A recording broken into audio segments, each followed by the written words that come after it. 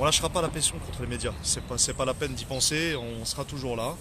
On vient faire un petit rappel en début de semaine comme ça à l'oligarchie médiatique qui, encore il y a tout à l'heure, on entendait aux grandes gueules sur RMC qu'on serait tous encore qualifiés de complotistes, d'antisémites, etc. Eh, c'est bon cette phrase-là, ils vont la faire à d'autres maintenant. Donc on vient refaire un petit rappel encore, parce qu'il y a nécessité de faire le rappel. On vient faire le rappel, donc suivez-nous, il n'y a pas de problème, soyez avec nous. Et force à vous les amis. Donc Gilets jaunes constituant du 91, mettre en lumière ceux qui sont dans l'ombre. C'est toujours ça, mettre en lumière ceux qui sont dans l'ombre. Et là on va faire un petit rappel. Présence symbolique. Les médias n'oublient jamais qu'ils ont une responsabilité dans ce qu'ils disent, dans les mots qu'ils emploient. Et à un moment donné, il faut arrêter avec cette catégorisation. On est des gilets jaunes constituants. Nous sommes des citoyens libres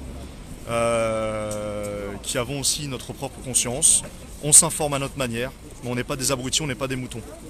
Parce que le fait de passer à chaque fois sur les grandes gueules ou des émissions comme ça, de nous dire qu'on est des beaufs, on est des gens complotistes, antisémites, etc., ça suffit cette rhétorique, ça suffit. Donc voilà. Voilà les amis, c'est très important. Quand vous entendez une émission, quand vous êtes témoin d'une fake news, mais version système, c'est-à-dire version vraiment média de masse. Parce qu'ils font de la fake news toute la journée. Ils fabriquent de l'information, ils fabriquent de l'opinion. Donc arrêtez de vous laisser faire.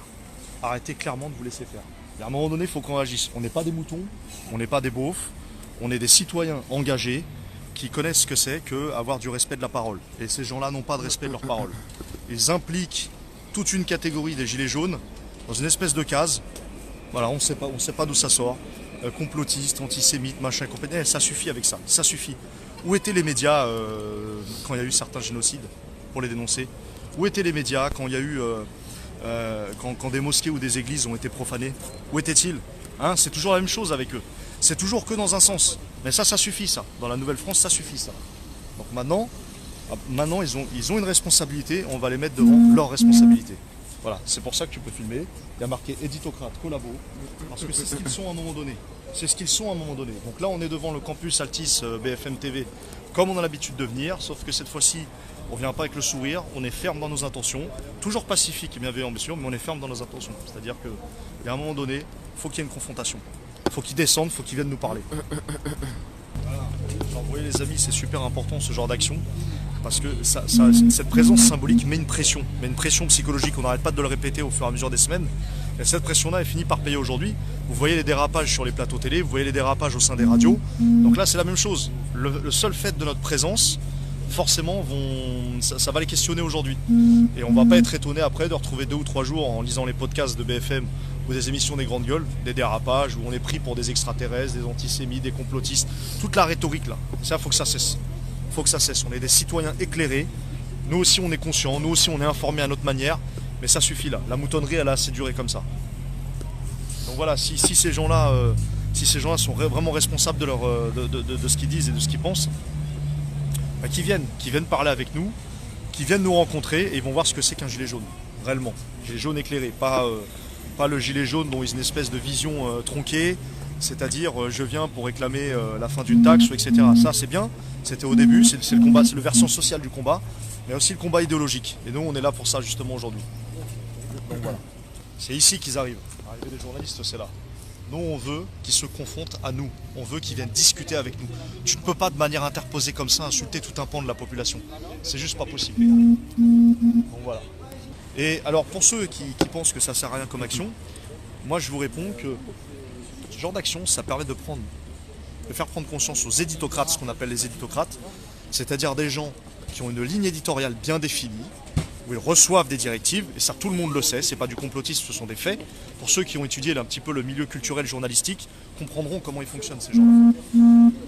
Et ça crée une pression, une psychose chez eux. Pour ceux qui demandent où on est devant BFM TV actuellement. Devant le garage. Devant le parking là. Oui, alors je rappelle les faits. Je rappelle les faits à tout le monde. Ce matin, ceux qui ont écouté l'émission RMC Les Grandes Gueules, donc maintenant apparemment on serait considéré comme une grosse majorité de complotistes, d'antisémites, etc. D'ailleurs la même rhétorique qu'ils font toute l'année avec une certaine partie de la population, ils nous la mettent sur nous maintenant. Donc on serait tous considérés comme des extraterrestres en fait. Messieurs, bonjour. La future France, les journalistes, auront leur propriété qui seront les médias. Voilà. Dans la future France, les éditocrates, ça n'existe plus. Il y aura des journalistes engagés, émancipés et indépendants qui posséderont leurs médias. C'est terminé le conglomérat à la botte des oligarques et des gens les plus riches en France. C'est fini ça. Vous voyez les amis, c'est très important. Là, c'est un bordel symbolique en fait. C'est-à-dire que en bloquant comme ça, alors c'est pas vraiment un blocage parce que les agents de sécurité sont souvent sympas avec nous. Les journalistes sont obligés d'attendre ou alors d'aller marcher à pied et se barrer en courant comme des petits oiseaux. Là, ce qui est bien, c'est qu'on arrive à échanger avec eux, ce qui fait qu'on peut passer notre message. Un message de demande d'impartialité, du respect de la charte de Munich et surtout d'arrêter de nous prendre pour des cons, nous les gilets jaunes. Voilà. Et le projet qu'on a en fait pour eux, c'est que dans la future France, telle qu'on l'imagine dans une démocratie réelle et directe, que les journalistes aient réellement le droit à faire un travail impartial. Et donc que les médias appartiennent aux journalistes. Et les journalistes eux-mêmes devront signer une charte idéologique. Voilà. Il y a plein de choses. On a un projet pour eux d'émancipation, vraiment, pour la future France. Et c'est en ça que les Gilets jaunes sont concernés par cette action d'aujourd'hui. Donc voilà. Donc les amis, pensez toujours pression psychologique constante. C'est comme ça que les choses changeront. Alors impartialité, j'entendais tout à l'heure impartialité sur France Télévisions, ouais. C'est une idée, hein. Quand on sait la ligne pro-atlantiste et pro-Union Européenne qu'a notre service public dans les débats, c'est... Je demande à voir l'impartialité. Je demande à voir.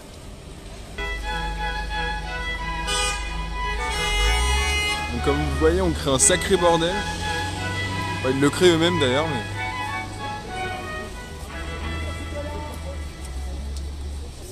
Ben tiens Ramous, si jamais tu nous regardes, il serait peut-être temps de venir discuter avec nous parce qu'il faut que toi, Drouet et Priscilla Ludowski, Flyrider, descendez un petit peu de votre planète. Vous avez une image et aussi une responsabilité. Venez discuter avec les gilets jaunes du quotidien. Ceux qui bossent, qui vont geler les miches sur les ronds-points à 7h du mat et qui font des actions comme nous.